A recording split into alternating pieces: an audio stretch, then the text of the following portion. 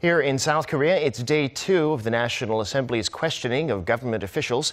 The focus today was the nation's diplomatic and security agenda, with rival party lawmakers reaffirming their differences over the government's North Korea policy. Kim Min-ji reports. Rival political parties dug in on their differences over the government's response to North Korea's threats and provocations. In light of Pyongyang's strongest nuclear test to date last week, there have been mounting calls from the opposition bloc to boost South Korea's nuclear deterrent. The government is against the redeployment of tactical weapons. Why is this?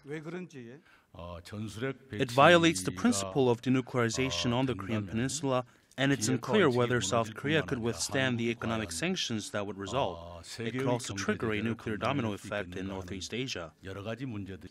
The opposition also raised questions about the Moon administration taking the backseat on North Korea issues and pointed out that trust between Seoul and Washington has somewhat eroded after the Moon government initially suspended the THAAD deployment pending an environmental assessment.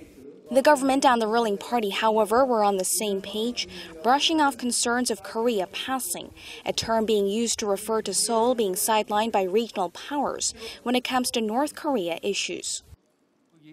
I do not believe there will be Korea passing. What's your view on this? The South Korean authorities are maintaining various channels of communication with their U.S. counterparts and discussing the situation. The international community's measures on North Korea cannot achieve their desired effect without Seoul. Military options on the peninsula can also not happen without our consent. The government also said that the new UN Security Council resolution was drawn up after close coordination between South Korea and the international community, which the opposition parties claimed was not enough. Sanctions directly against leader Kim Jong-un have been left out and the curb on oil imports watered down. At this point, it seems the U.S. needs to put pressure on China. There also needs to be a change in Seoul's approach to dialogue. We maintain the stance that when it comes to provocations, we impose tougher sanctions and pressure. But at the end of the day, we need dialogue. We're closely cooperating with the U.S. on this matter.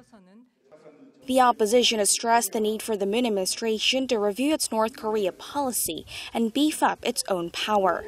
To that, the ruling party and the government say that while they will review strong measures to put an end to the North's provocations, they will move forward on the basis of having the door open for dialogue. Kim Min-ji, Arirang News.